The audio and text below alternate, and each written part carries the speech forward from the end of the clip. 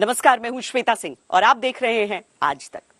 देश में कथित बुद्धिजीवियों का आज भी एक बहुत बड़ा वर्ग है जो रामायण, महाभारत इन सब को कल्पना कहकर झुठलाता है। लेकिन कहते हैं ना, जो सच होता है वो 7 ताले तोड़कर भी सामने आ जाता है। लेकिन जिस सच की बात हम कर रहे हैं वो मिट्टी की सतह पे सतह को चीरता हुआ सामने आता जा रहा है। महाभारत काल के जिस तरह के प्रमाण हमारे सामने आ रहे हैं वो दुनिया भर की दी हुई तमाम थ्योरीज को नकारते हैं और कहते हैं कि एक अद्भुत, अविश्वसनीय, अकल्पनीय सच है जो दुनिया के सामने आने वाला है। हम इस समय दिल्ली के पुराने किले में मौजूद हैं जहां से ये प्राचीन सच की पड़ताल हम आपके लिए लेकर आएंगे।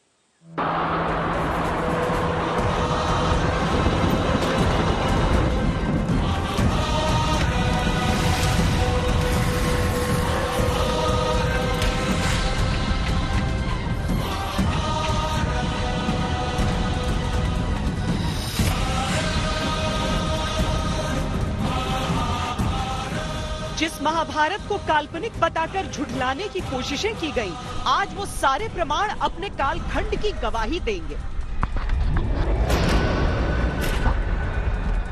दिल्ली में धरती उगल रही है, पांडवों की राजधानी इंद्रप्रस्थ के साक्ष्य।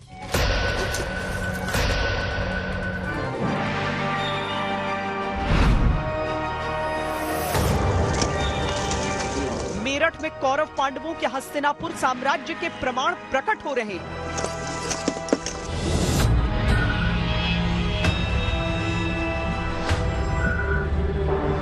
बागपत में महाभारत युद्ध के सबूत मिल रहे हैं।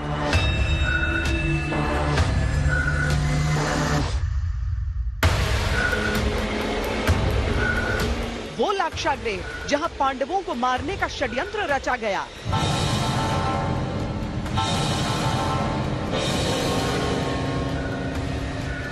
वो गुफाएं जहां छिपकर पांडवों ने अपना अज्ञातवास काटा।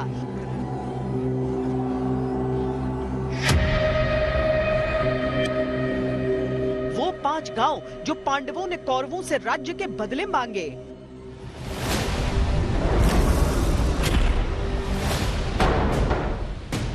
कल्पना और यथार्थ का फर्क एक एक कर स्पष्ट होता जा रहा है।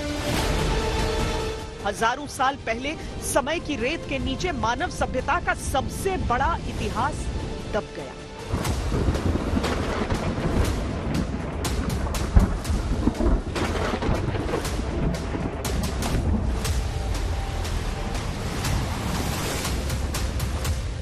किसी ने काल्पनिक कहा, किसी ने मनगढ़ंत, किसी ने असत्य, लेकिन हजारों साल बाद अब हट रही है वो रेत और सामने आ रहे हैं महाभारत काल के अद्भुत, अविश्वसनीय, अकल्पनीय साक्ष्य।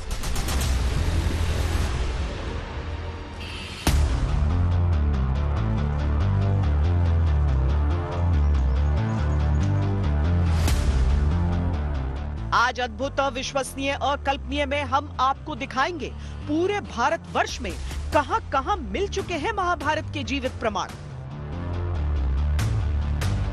इस स्थान की जो प्राचीनता है, दिल्ली के पुराने किले के 3000 साल का इतिहास हम यहाँ से देख सकते हैं। पुराना किला कह रहे हैं इंद्रप्रस्थ नाम से बना। खंडप्रस्थ से क्या हुआ? इंद्रप्रस्थ। सभ्यताओं के प्रमाण अभी तक हमें यहाँ मिले हैं। ये संभवतः एक शील्ड का पार्ट है जो हमको दूसरे बरियल में पूरा का पूरा मिला है।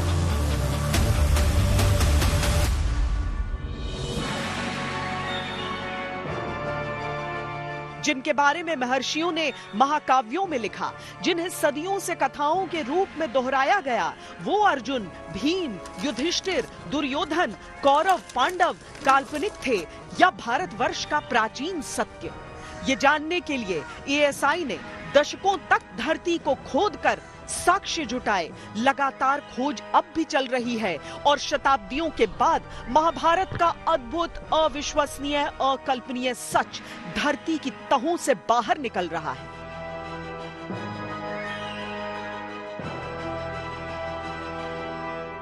पुराना किला में जो लोग आते हैं वो अभी तो खुदाई वाले इलाके में नहीं जा सकते हैं, इसीलिए यहाँ पर तस्वीरें लगा दी गई हैं, जो चीजें निकाली गई हैं और यहाँ से हटाई गई हैं। दरअसल देखिए 1954-55 के दौरान यहाँ पर खुदाई का काम प्रारंभ हुआ था और ये सारी चीजें जो एक एक करके निकली वो यहाँ पर चित्रित हैं।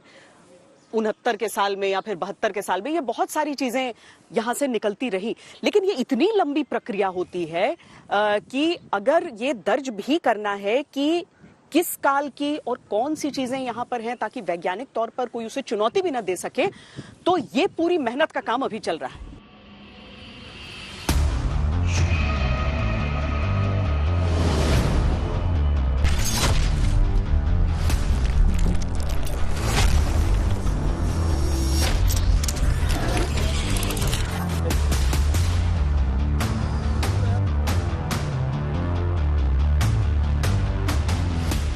नई दिल्ली के पुराने किले में खुदाई के जरिए इन दिनों प्राचीन सवालों की महाखोज चल रही है।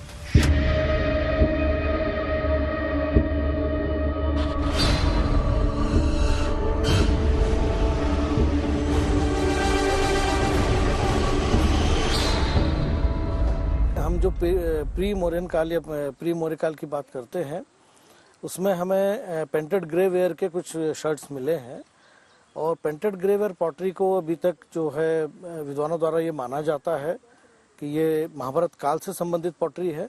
यहाँ चूंकि पेंटेड ग्रे वेयर की प्राप्ति हमें प्री मौर्य लेवल से प्राप्त हुई है, इसलिए हम ये निश्चित रूप से कह सकते हैं कि प्रारंभिक काल में महाभारत काल में यहाँ पर मानव की कोई ना कोई गतिविधि जरूर हो रही थी।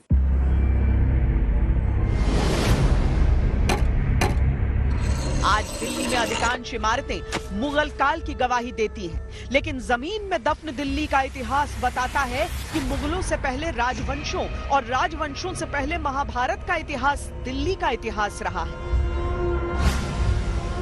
सभ्यताओं के प्रमाण अभी तक हमें यहाँ मिले हैं, जिसमें हम एक सबसे पहले है प्री मौर्य काल, फिर आता है मौर्य काल जिसको हम 3री शताब्दी ईसा पूर्व से लेके आते हैं। उसके बाद शुंग काल, फिर कुषाण काल, गुप्त काल, उत्तर गुप्त काल, उसके पश्चात राजपूत काल आता है और फिर सल्तनत काल और मुगल काल। ये 9 काल के हमारे पास प्रमाण हैं और ऊपर के सरफेस लेवल से कुछ ब्रिटिश पीरियड के भी हमारे पास कुछ प्रमाण यहाँ पर उपलब्ध हैं। पुराने किले के भीतर ही अलग अलग जगहों पर पुरातात्विक खुदाई चल रही है। यहाँ पर भी जो एक्सकवेशन चल रहा है उसका आलम आप देखिए और यहाँ लगभग जितनी खुदाई हुई है उसमें 2300 वर्षों का इतिहास अभी तक सामने आया है। अभी तक उतने दौर के उतने कालों के जो प्रमाण हैं वो यहाँ इस खुदाई से प्राप्त हुए हैं। एक लंबी प्रक्रिया होती है लेकिन बहुत ही संयम के साथ एक पूरे इतिहास का निर्माण ये उन चीजों के जरिए करते चले जाते हैं। भगवान श्री कृष्ण दोनों के वेलविशर थे, वो युद्ध नहीं चाहते थे, इसलिए दोनों के बीच में पांडव कौरवों के बीच में पहुंच करके हस्तिनापुर में उन्होंने संधि कराना चाहा कि आप लोग संधि कर लीजिए, आप हस्तिनापुर में रहिए, पांडवों को रहने के लिए 5 गांव दे दीजिए। दुर्योधन नहीं माना, बोले एक इंच भी धरती का वो नहीं देंगे। तो यही अहंकार यहाँ से उत्पन्न हुआ और अहंकार जब उत्पन्न हुआ तो भगवान श्री कृष्ण ने कहा, हे धृतराष्ट्र, कम से कम इनको छोटी सी जगह दे दीजिए, कोई छोटा सा स्टेट राज्य दे दीजिए। फिर भी बात नहीं बनी तो कहा इनको जंगल ही जाना पड़ेगा। तो पांडव जंगल के लिए चल दिए और जंगल में आप जानते हैं इसका नाम था पहले खांडवप्रस्थ जंगल, इंद्रप्रस्थ नहीं, जो भयंकर पहाड़ियों से जंगलों से पेड़ों से घिरा हुआ था ये जगह। तो उस जगह पर ये लोग अपने जंगल में आ गए और निवास बनाने के लिए ये जिसको आप पुराना किला कह रहे हैं वही किला इंद्रप्रस्थ नाम से बना। खंडप्रस्थ से क्या हुआ, इंद्रप्रस्थ है। महाभारत युद्ध के बाद पांडव हस्तिनापुर आकर साम्राज्य संभालने लगे थे, पर इस बीच कहां गया पांडवों का बनवाया किला, कहां गई पांडवों की बसाई राजधानी, कहां गया महाभारत कालीन राज्य इंद्रप्रस्थ।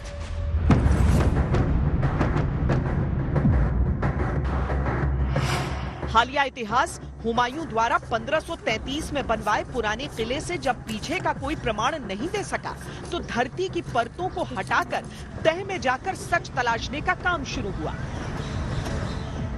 भारतीय पुरातत्व सर्वेक्षण ने 1954 से 55 तक, 1969 से 73 तक, 2013 से 2014 तक, 2017 से 18 तक पुराने किले के अंदर खुदाई की। वर्तमान में भी पड़ताल जारी है। अभी तक की खुदाई में मुगल काल, राजपूत शासन, गुप्त, कुषाण, शुंग, मौर्य और मौर्य काल से पूर्व के प्रमाण मिले थे, जो ये बता रहे थे कि दिल्ली का इतिहास मुगल काल से बहुत पहले का है। हाल ही में कुछ ऐसे साक्ष्य भी मिल चुके हैं जो पुराने किले के नीचे महाभारत काल की गवाही देते हैं। आर्कियोलॉजी का जो काम होता है और पुरातत्व विभाग जो अपना यहाँ पर समय बिताता है, पसीना बहाते हैं हर मौसम में, वो कोई आसान काम नहीं होता है। आपको न केवल ये खुदाई करनी है बल्कि आइडेंटिफाई करना है कि कौन सा काल है, वो तर्कसंगत लगता है या नहीं लगता है। सर, कब से ये खुदाई शुरू हुई है? और अगर मैं ऊपर से लेके जानी, जहां हम खड़े हैं वहां से ऊपर और यहां से नीचे हमारे कदमों के, उस सब को अलग अलग पीरियड्स में अगर हम डिवाइड करना चाहें तो कितना काल इसमें पूरा कवर्ड है अभी तक? या हमने जनवरी से हमने एक्सक्यूशन स्टार्ट किया था, और अगर ऊपर से हम देखें तो हमें मुगल पीरियड से लेकर के प्री मॉडर्न पीरियड नीचे तक जो है प्री मॉडर्न पीरियड तक के स्ट्रक्चर्स मिले हैं। सबसे ऊपर की ट्रेंचेस में हमें मुगल पीरियड मिला है, जिसमें हमें फ्लोर्स वगैरह मिले हैं जी। फिर सल्तनत पीरियड है, सल्तनत पीरियड में हमें फ्लोर्स मिले हैं, कुछ घरों के रिमेन्स, कुछ अवशेष मिले हैं। राजपूत पीरियड की हमें एक जो स्टोन वॉल आप देख पा रहे हैं जी, और जिसके आगे एक ये गार्ड सेल है जिसमें गार्ड्स वगैरह रहते थे। स्टोन वॉल जो है वो एक फोर्टिफिकेशन वॉल है, जो राजपूत के काल में पूरे टाउन को इंसर्किल करती थी और उसको जो भी आक्रमणकारी थे उनसे बचाव करती थी। ठीक है। उसके आगे गार्ड सेल हो गई, वो राजपूत पीरियड है। उसके नीचे फिर वो पोस्ट गुप्ता पीरियड की ब्रिक्स हैं, ये लेट गुप्ता है, और नीचे आपको गुप्ता पीरियड मिल रहा है। ठीक है। आगे वो कुषाणा पीरियड का हाउस कॉम्प्लेक्स है, और मॉडर्न पीरियड के अवशेषों में एक यहाँ पे एंक्लोजर वॉल है अगेन, जो पूरे टाउन को फ्लड से प्रोटेक्शन के लिए बनाई गई थी, और साथ में एक विंग वेल है जो इस साइड में हमें मिला है। तो सर, अगर हम कुछ हिस्सों में देखते हैं कि वो आप कह रहे हैं कि डिफेंस के लिए या फिर जो कोई सरकारी स्ट्रक्चर हो सकता है, जो नीचे डैम वॉल आप कह रहे हैं। नीचे जो एक वॉल मिली है मॉडर्न पीरियड में, जो वॉल है वो काफी उसकी चौड़ाई बहुत ज्यादा है। हाँ। और उसकी हाइट बहुत कम है। हाँ। तो क्योंकि यमुना रिवर जो थी इसके पास में बहती थी, और इस तरह के स्ट्रक्चर्स जो बनाए जाते थे उसकी चौड़ाई ज्यादा रखने का कारण ये होता था कि वो पानी के जो उसका थर्स्ट है उसको वो झेल सके। तो उसकी हाइट कम होने और चौड़ाई ज्यादा होने से ये लगता है कि उसका निर्माण जो था फ्लड से बचाव के लिए किया गया। तो ये सब सिविलियन कंस्ट्रक्शन है पर जी जी, ये सब सिविलियन कंस्ट्रक्शन। कब तक खुदाई चलती है? ये डिपेंड करता है कि आपका ऑब्जेक्टिव क्या है और कब तक आप ऑब्जेक्टिव पूरा नहीं हो जाता, जब तक हम लोग एक्सक्यूशन करते हैं। पानी निकल आया है अभी यहाँ पर? पानी निकल आया है, तो उसे निकाल कर लेकिन खुदाई चलती रहेगी। पानी आने पर रुकते नहीं है? नहीं, क्योंकि हमारा जो ऑब्जेक्टिव होता है अभी यहाँ पर है कि जो अर्लीस्ट सेटलर है, सबसे पहले कौन आकर के यहाँ पर बसा, ये पता लगाना है जी। तो वाटर टेबल घट बढ़ सकता है आपका, वो डिपेंड करता है, आसपास पानी है तो वो कभी बढ़ जाता है, कभी कम हो जाता है। कभी कभी क्या होता है कि हमें पानी निकालने के बाद में फिर हम डिग करते हैं, जब तक नेचुरल सॉइल नहीं आ जाती है तब तक हमें डिग करना है, और नेचुरल सॉइल आने पे हम मान जाते हैं कि इससे पहले कोई भी व्यक्ति यहाँ पे नहीं आया था।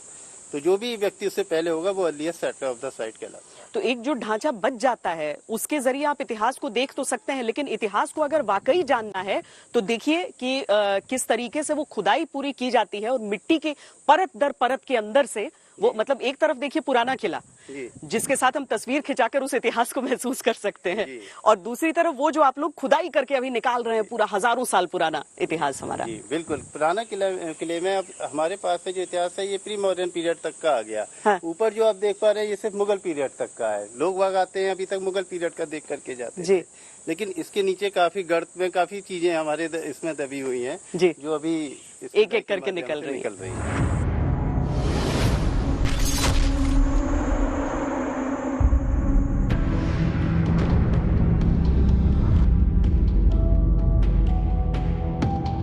दिल्ली के पुराना किला में हुई अधिकांश खुदाई अभी पूर्ण रूप से 2300 साल पीछे तक का इतिहास निकाल चुकी है। अभी चंद हजार साल और नीचे जाने की तैयारी है। वर्तमान में यह वर्णन मिलता है कि पांडवों ने अपने अधिकार के रूप में और कौरवों से युद्ध न करने के एवज में 5 गांव मांगे थे।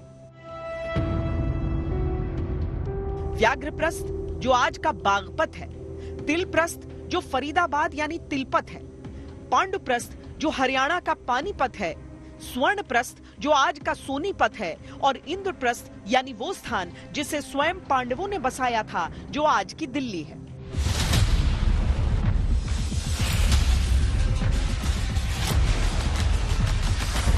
पड़ताल के हर बीतते दिन के साथ पुराने किले के नीचे हजारों वर्ष पुरानी महाभारत कालीन सभ्यता के साक्ष्य मिलते जा रहे हैं। खुदाई जिस तल तक पहुंची है वहां से मिट्टी में पानी मिला है और पानी इस पूरे क्षेत्र समेत हस्तिनापुर यानी आज के मेरठ के पास तक के क्षेत्र का इतिहास बताता है। महाभारत में ऐसा उल्लेख है कि युधिष्ठिर के प्रपौत्र राजा निचक्षु के समय भयानक बाढ़ आई और उस बाढ़ में इंद्रप्रस्थ और हस्तिनापुर दोनों शहर नष्ट हो गए। उसके बाद राजधानी जो है कौशाम्बी यानी आज के प्रयागराज की तरफ शिफ्ट की गई। ये माना जा रहा है कि बाढ़ के पानी ने जिस पांडवकालीन राजधानी को डुबो दिया था, वहां कई कालखंड में कई और राजवंशों की सभ्यताएं पनपी। धीरे धीरे इस क्षेत्र की महाभारत कालीन पहचान मिट्टी में और नीचे दबती चली गई।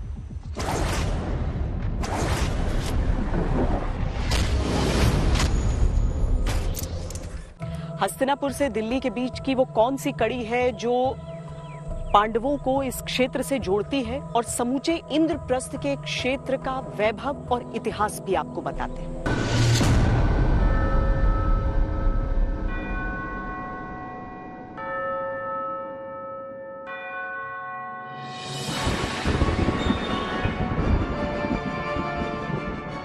महाभारत युद्ध से पहले युद्ध टालने के लिए पांडवों ने जिस जगह इंद्रप्रस्थ नगरी बसाई थी, उसका सच सामने लाने के लिए दिल्ली के पुराने किले की खुदाई जारी है।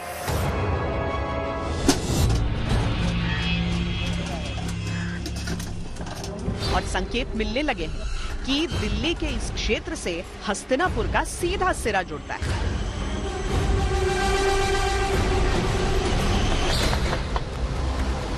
महाभारत काल को लेकर कई चीजें हैं जो मान्यताओं के दायरे में।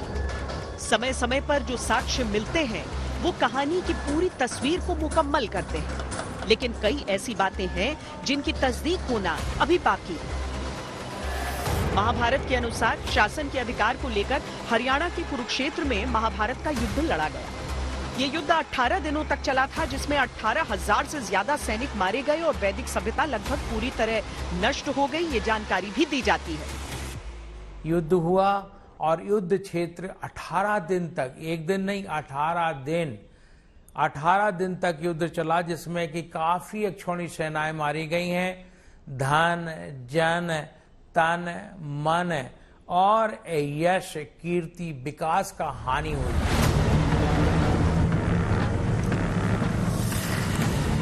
युद्ध में विजय पाने के बाद पांडवों ने हस्तिनापुर को ही अपनी राजधानी चुना और शासन किया, लेकिन गंगा जी में आई बाढ़ के कारण जल्द ही ये क्षेत्र डूबने लगा तो पांडवों ने उत्तर प्रदेश के कौशाम्बी को अपनी राजधानी बनाया। समय समय पर अलग अलग क्षेत्रों में इस तरह के साक्ष्य मिलते हैं। हस्तिनापुर में आइए, अब आपको दिखाते हैं एक खास जगह। माना जाता है कि यही वो जगह है जहां कभी पांडवों का महल हुआ करता था। इसी जगह को अब उल्टा खेड़ा कहा जाता है। दावा है कि गंगा जी की बाढ़ में जब हस्तिनापुर डूबा तो वो महल भी डूब गया और उसकी जगह मिट्टी के टीले ने ले ली। जो ये टिल्ला है, यहाँ पर पांडवों के महल दबे हुए हैं। हम चौथी मंजिल पे इस समय खड़े हैं। जो 2 मंजिल हैं वो दाएं बाएं ईंट पत्थर जो भी उनका था वो सब इधर उधर हो गया, लेकिन 4 मंजिल इस टीले में दबी हुई है। द्रौपदी का श्राप था हस्तिनापुर के लिए। जब सब कुछ पांडवराज खत्म हो गया तो गंगा परल आई। जब गंगा का दायरा 20 किलोमीटर के दायरे में गंगा जी हमारे यहाँ बहती थी, टीले के बगल से लगी हुई, तो उनकी परल आई और वो सारे हस्तिनापुर को बहा के ले गई। यहाँ पर पांडेश्वर महादेव का एक मंदिर भी है, जिसको लेकर मान्यता है कि द्रौपदी उसमें पूजा करने जाया करती थी। यहाँ एक पेड़ भी है जिसके बारे में कहा जाता है कि उसे महाबली भीम ने लगाया। ये ऐसा जी कि ये प्राचीन है शिवलिंग, और यहाँ पांडव पूजा करते थे और यहाँ इनके किले थे, वहां से यहाँ पूजा करते थे और ये भीम ने पेड़ लगाया था, वो अर्जुन ने लगाया था। औरंगजेब ने ये खंडित कराया था। जब यहाँ कभी खुदाई हुई थी तो 5 पांडवों की मूर्ति उस खुदाई के अंदर निकली थी, जो कि यहाँ स्थापित न करी, क्योंकि पांडवों ने यहाँ पूजा करी थी, इसलिए पांडेश्वर, प्राचीन पांडेश्वर महादेव इसलिए बोलते हैं। हस्तिनापुर में आज भी द्रौपदी के नाम का घाट है, श्री कृष्ण की निशानियां हैं, कर्ण का मंदिर है, लेकिन वो सब हजारों साल से बस मान्यताओं में दर्ज है। वैज्ञानिक शोध का इंतजार उन्हें अब भी है। इतिहास के निशान को टटोलते टटोलते हम उस लाक्षागृह तक भी पहुंचे जहां का उल्लेख महाभारत में मिलता है। आपको दिखाते हैं वहां पर कैसे अद्भुत, अविश्वसनीय, अकल्पनीय प्रमाण सामने आए।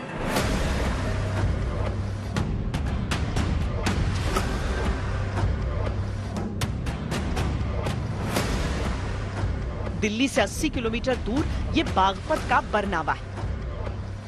दूर दूर तक बिखरे खंडहर और कहीं कहीं से झांकती सुरंगनुमा संरचनाएं। प्राचीन इतिहास के अनुसार आज का बरनावा अब से 5000 साल पहले वारणावत कहा जाता था। और जहां आज ये खंडहर है, ठीक उसी जगह कौरवों द्वारा पांडवों की सामूहिक हत्या का षड्यंत्र रचा गया था। एक मुख्य कारण महाभारत का ये लाक्षागृह ही है। जब द्रौपदी पांचाली लाक्षागृह में अपने ऊपर के कक्ष में बैठी हुई थी, तो वहां पर दुर्योधन उसके पास जाने के लिए चलते हैं। तो वो लाक्षागृह ऐसा बनाया गया था, जहां पानी दिखता था वहां पानी नहीं था, जहां नहीं दिखता था वहां पानी था। तो दुर्योधन ने अपने पैरों को सूखे में रखना चाहा, वो पानी था। वो कई बार गिरा, कई बार पानी में डूब गया। तो द्रौपदी ने हंसते हुए, पांचाली ने हंसते हुए, उसने देखा क्यों हंस रही, कहा कि इसलिए कि अंधे का पुत्र अंधा ही है। इतनी बात के ऊपर ये महाभारत शुरू हुआ, और लाक्षागृह ना होता तो ये महाभारत भी नहीं होता। ये कहा जाता है कि पांडवों को धोखे से जलाकर मार देने के लिए दुर्योधन ने सुंदर लाक्षागृह का निर्माण करवाया था। ये खंडहर उसी लाक्षागृह का अवशेष माना जाता है। लाक्षागृह लाख नाम के एक पदार्थ से बनवाया गया था। लाख एक ज्वलनशील पदार्थ होता है। पांडव जब आराम कर रहे थे तब लाक्षागृह में आग लगा दी गई थी, लेकिन पांडवों को इस षड्यंत्र की सूचना पहले ही मिल चुकी थी, लिहाजा वो एक सुरंग के रास्ते बाहर निकल गए थे। ये उल्लेख महाभारत में मिलता है। तो ये बेहद सकरी गुफा है, आप देख सकते हैं। और लोग यहाँ पर अलग अलग बातें कहते हैं। कोई कहता है कि बहुत हाल में इस गुफा को खोदा गया है, कुछ कहते हैं कि नहीं ये पौराणिक है, कुछ कहते हैं कि पहले एक फकीर बाबा भी इसका इस्तेमाल किया करते थे। लेकिन जो कहानी है, जो पौराणिक कहानी है, वो ये कि ये नदियों का जहां पर मिलन होता है वहां पर ये गुफा जाकर खुलती है। जो उल्लेख है महाभारत में वो ये कि जब लाक्षागृह में पांडव वहां से भागकर निकले थे तो वो इसी गुफा से होते हुए और बाहर की ओर निकले थे। लेकिन अब आप नदियों तक भी नहीं पहुंच सकते हैं, क्योंकि इसकी छत बहुत इलाकों में नीचे धंस गई है। इसीलिए लोग भी इसके भीतर जाते नहीं है। कहते हैं कि इतनी लंबी ये गुफा हुआ करती थी कि एक जगह से दूसरे जगह कोई अनजान व्यक्ति जाए तो वो खो भी सकता है। वारणावत से करीब 90 किलोमीटर दूर कौरवों की राजधानी हस्तिनापुर तक ये संदेश गया कि पांडव लाक्षागृह में जलकर भस्म हो गए। पर पांडव यहाँ से निकलकर जंगल में भेष बदलकर रहने लगे। द्रौपदी के स्वयंवर में गए और अर्जुन ने मछली की आंख पर निशाना लगाकर स्वयंवर जीता। द्रौपदी के पिता द्रुपद शक्तिशाली राजा थे। द्रौपदी से विवाह के पश्चात पांडवों की शक्ति भी बढ़ी। लंबे समय के बाद पांडव हस्तिनापुर पहुंचे। तब तक दुर्योधन का युवराज के रूप में राज्याभिषेक हो गया था। धृतराष्ट्र ने पांडवों को अलग राज्य बसाने की सलाह दी और यहीं से पांडव दिल्ली आ गए थे और इंद्रप्रस्थ बसाया था, ये मान्यता है। दिल्ली में आजकल उसी इंद्रप्रस्थ के इतिहास की तलाश जारी है।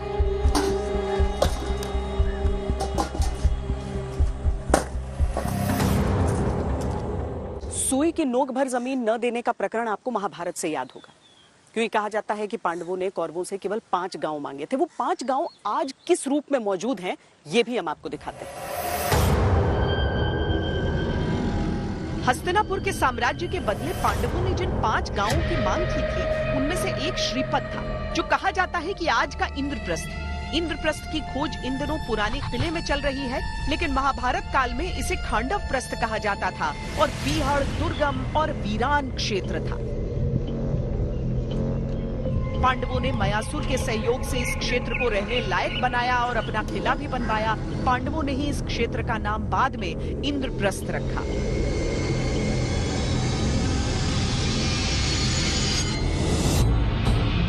दूसरा गांव था बागपत। महाभारत काल में इसे व्याघ्रप्रस्थ कहा जाता था, यानी बाघों के रहने की जगह। मुगल काल में इस क्षेत्र का नाम बागपत पड़ा। यही वो क्षेत्र भी माना जाता है जहां कौरवों ने लाक्षागृह बनवाकर पांडवों को जिंदा जलाकर मारने का षड्यंत्र रचा। तीसरा गांव था सोनीपत। सोनीपत को पहले स्वर्णप्रस्थ कहा जाता था, जो बाद में सोनप्रस्थ से सोनीपत हुआ। इसका सीधा अर्थ होता था सोने का शहर। चौथा गांव था पानीपत। पानीपत को महाभारत काल में पांडुप्रस्थ कहा जाता था।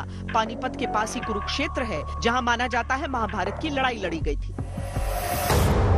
और पांचवा गांव था तिलपत, जो हरियाणा के फरीदाबाद जिले में आज भी एक कस्बे के रूप में स्थापित है। महाभारत काल में इसका नाम तिलप्रस्थ हुआ करता था।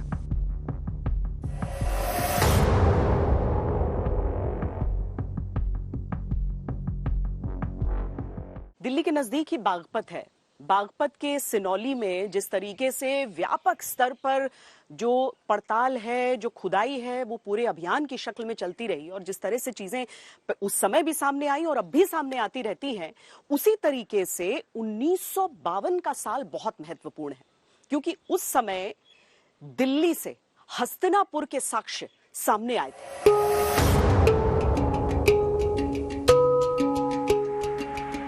बागपत का इतिहास हमेशा ऐसा रहा कि जरा सी खुदाई पर या जरा सा किसी पुरानी दीवार को उकेरा जाए तो मिट्टी के बर्तन, धातु आदि निकल आते हैं। लोगों का हमेशा मानना होता था कि इस क्षेत्र का जर्रा जर्रा महाभारत काल से जुड़ा है। एएसआई ने जब सच की तलाश में खुदाई की तो अद्भुत, अविश्वसनीय, अकल्पनीय इतिहास सामने आ खड़ा हुआ। यहाँ तो ये कंकाल और जो यही निकले कब्रिस्तानों की जो जगह है, तो ये ऐसा ही निकला। महीनों खुदाई चली वैसे, और ईंटे पत्थर जो पुराने घड़े 5000 साल पुराने, और ये हड्डियां निकली हैं। माना गया कि ये अवशेष हजारों साल पुराने हैं और किसी प्राचीन सभ्यता की ओर इशारा करते हैं, लेकिन इनका संबंध महाभारत के पात्रों से भी हो सकता है। इस तरफ किसी का ध्यान नहीं गया। 2005 में खुदाई की गई तो पूरा कब्रिस्तान जैसा ढांचा मिला। 2007 में भी यहाँ खुदाई की गई तो तांबे के कुछ तीर और बर्तन मिले। लेकिन 2018 में पुरातत्व विभाग की निगरानी में एक बार फिर खुदाई हुई तो उसमें से जो निकला उसने विशेषज्ञों को भी सोचने पर मजबूर कर दिया कि इन सबूतों का रिश्ता महाभारत से तो नहीं। इस उपमहाद्वीप में पहली बार ऐसा हुआ कि इस तरह का बरियल सिस्टम प्रकाश में आया, जिसमें न सिर्फ कॉफिन है और कॉफिन के ऊपर डेकोरेशन है, बल्कि उसके साथ साथ और बिलोंगिंग्स जैसे चैरियट है, जिसको हम हिंदी में रथ कह सकते हैं, तो रथ भी रखे गए हैं, साथ साथ उनकी और बिलोंगिंग्स रखी गई है। शाही चिन्हों वाले ताबूत मिले, सोने चांदी के आभूषण मिले, तलवारें मिली, कटार मिली और मिला एक रथ। रथ की पूरी आकृति सलामत थी, पहियों का पूरा ढांचा था, और तो और वो जुआ भी सलामत था जिसमें घोड़े जोते जाते थे। यह अद्भुत खोज है, क्योंकि भारतीय उपमहाद्वीप में अब तक जितनी भी खोज खुदाई के जरिए की गई, उनमें पहली बार रथ मिला था। रथ जो पहियों पर दौड़ता था और जिसे घोड़े खींचते थे। पुरातत्व विभाग का कहना है कि ये कम से कम 4 से 4500 साल पुराने हैं, यानी महाभारत कालीन। बागपत में जो अवशेष मिले उनमें जिस तरह से ताबूतों को सजाया गया, उससे ये पता चलता है कि जिनके ये ताबूत रहे होंगे वो बेहद प्रभावशाली व्यक्ति रहे होंगे। तो हमारी सभ्यता कंटेम्प्रेरी वर्ल्ड में हमारी संस्कृति में ये सारी चीजें प्रयोग में लाई जा रही, इसलिए यहाँ जो मिल रहा है ये वेल डेवलप, ये पूरा का पूरा चैरियट हमें मिल गया, जो पहले कभी किसी एक्सकवेशन में, किसी उत्खनन में नहीं प्राप्त हुआ था।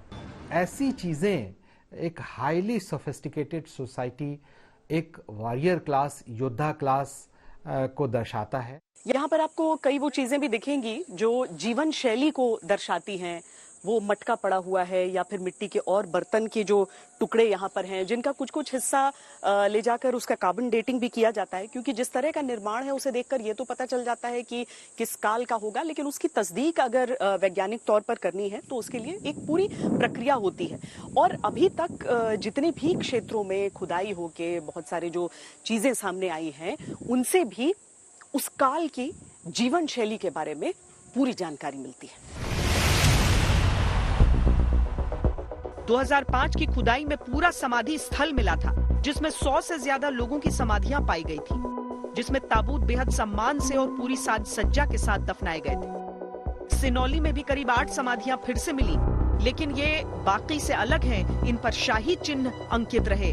उनके सिरहाने जो बर्तन मिले वो पक्की मिट्टी या धातु के बने थे, साथ में उनके शस्त्र भी दफनाए गए थे। ये इसके जो लेग्स हैं कॉट के, कॉफिन के जो लेग हैं, उसमें भी कॉपर की डिजाइनिंग दिखाई दे रही है। ये देखिए, एक ट्रायंगुलर डिजाइन्स किए गए हैं और साथ साथ ये पट्टियां लगाई गई है। यहाँ भी ट्रायंगुलर डिजाइन किए गए हैं।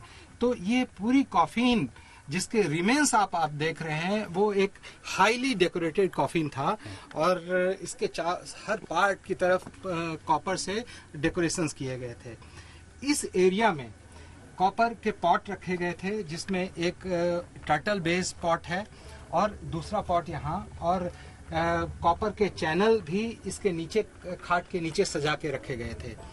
यहाँ पे बड़े वाले पॉट थे जिसमें संभवतः ग्रेन्स या और चीजें रखी गई हैं। ये आप एक ह्यूमन बॉडी के आकार का, या आप कह सकते हैं 8 के आकार का एक शेप दिखाई दे रहा है, जिसमें कॉपर के रिमेन्स आपको जगह जगह दिखाई दे रहे हैं। कॉपर की डिजाइनिंग दिखाई दे रही है।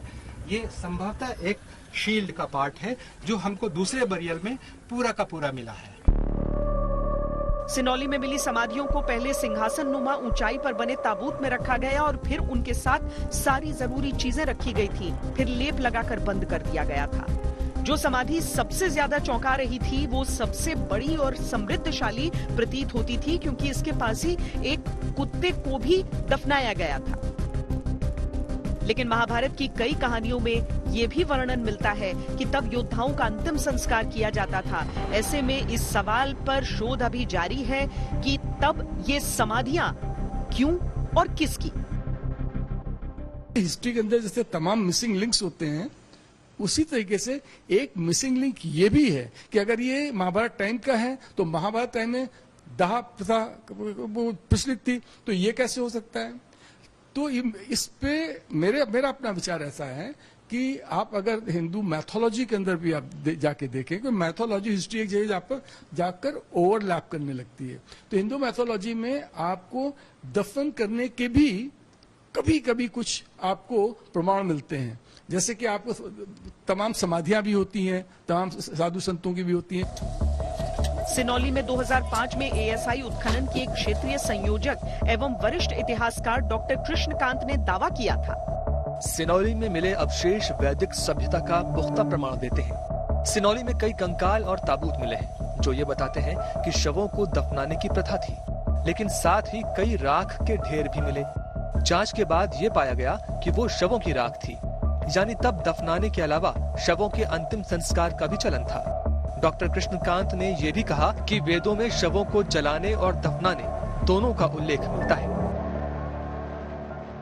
महाभारत की जब हम बात करते हैं तो ये सालों, दशकों या सदियों की बात नहीं, ये युगों युगों पुरानी बात हो जाती है।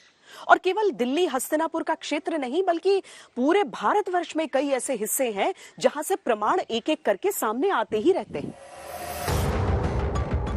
जम्मू कश्मीर के अखनूर में आज भी वो गुफा है जिसमें यह माना जाता है कि पांडवों ने 1 वर्ष के अज्ञातवास का समय काटा। ओम नमः शिवाय, ओम नमः शिवाय, ओम नमः। वही गुप्त गुफा है, यहाँ भगवान कृष्ण जी बालक रूप में आते थे, बच्चे का वेश बनाकर, और यहाँ पांडवों के साथ रणनीति करते थे। जम्मू कश्मीर के ही उधमपुर में क्रिमची गांव है, जहां कहा जाता है कि पांडव जब अखनूर से कीचक का वध करके आए तो शेष अज्ञातवास काल यहीं इसी गांव में व्यतीत किया। तो साला जिज्जर है ना, राजा कीचक और राजा विराट, तो यहाँ भी वो आए हैं, माता ने उनको ख्वाब में बोला मेरे मंदिर बनाओ, तो सदियों पुराने मंदिर बने हैं। यहाँ से जाकर वो वापस महाभारत हुआ है। बिहार के राजगीर में वो स्थान आज भी मौजूद है जिसके बारे में ये कहा जाता है कि यहाँ भगवान श्री कृष्ण के रथ के पहियों के निशान हैं, और यहाँ वो जगह भी है जहाँ के बारे में मान्यता है कि भीम ने जरासंध का वध किया था। देख के तो लगता है जैसे कि शायद कोई रथ यहाँ से गुजरा हो और उसके लिए शोध करना पड़ेगा, पर क्या यहाँ पे पूरा खुदाई हुई है, एक्सकवेशन के बाद मिट्टी हटाकर ऐसा दिखा है? ये मान्यता है कि भगवान श्री कृष्ण जब जरासंध से युद्ध के लिए जब आए थे भीम के साथ, तो इसी रास्ते से अपने रथ के साथ गए, उसी रथ का ये निशान है। किंवदंतियों का मानना है कि भगवान श्री कृष्ण, अर्जुन, भीम इसी रास्ते से होके गए हैं, और ऐसे भी देखने से लगता है कि किसी पहिए का निशान ये है। हरियाणा के कुरुक्षेत्र का वर्णन महाभारत में इस रूप में मिलता है कि यहीं संपूर्ण युद्ध लड़ा गया था और यहीं भगवान श्री कृष्ण ने गीता का उपदेश दिया। इस चिलचिलाती धूप में भी देखिए सब लगे हुए हैं दिन रात यहाँ पर इतिहास को ढूंढ निकालने की कोशिश में। यहाँ पर जो ये गहरा गड्ढा खोदा गया है अभी तक, वहां आप मौर्य काल के इतिहास को समझ सकते हैं, और इसे इस हिसाब से समझिए कि भले ही अंग्रेज आकर हमें ये पढ़ाकर चले गए कि भारतीय क्या जानते थे, ये वाटर हार्वेस्टिंग का एक नमूना है, उस रूप में उसे आप देख सकते हैं। यहाँ पर एक कुआं और उसके साथ कुछ ऐसी व्यवस्था कि पानी इस हिस्से में पहुंचता था वहां से होते हुए। यानी कुल मिलाकर हम ये समझाना चाह रहे हैं कि अलग अलग हमारे जरूर यहाँ पर काल रहे, लेकिन हर एक काल इस बात की तस्दीक करता है कि भारत में इन सारी चीजों को लेकर ज्ञान था और भरपूर था।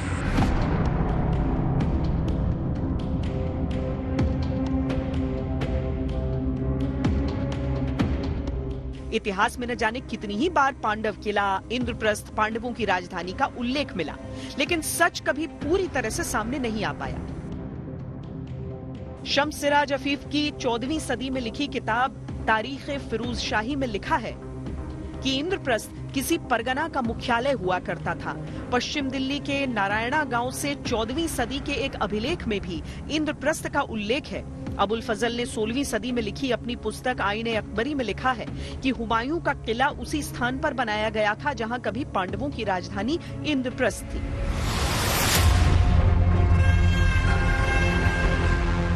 अंतिम सच क्या है वो बस चंद हाथ की दूरी पर ही। साक्ष्य इस बात के मिलने लगे हैं कि पुराने किले का संबंध महाभारत काल से। पांडवों की राजधानी थी तो कैसी थी, वो अद्भुत, अविश्वसनीय, अकल्पनीय सच भी सामने बस आने को ही है। ये सच का एक सिरा है जो अभी सामने आया है, अभी और पड़ताल बाकी है, लेकिन नई दिल्ली के पुराने किले से हमारी इस प्राचीन पड़ताल में अभी के लिए इतना ही। कैमरा पर्सन हिमांशु शर्मा और सैयद मोहसिन, साथ ही कशिश श्रीवास्तव के साथ मुझे दीजिए इजाजत। देश और दुनिया की बाकी खबरों के लिए आप देखते रहिए आज तक।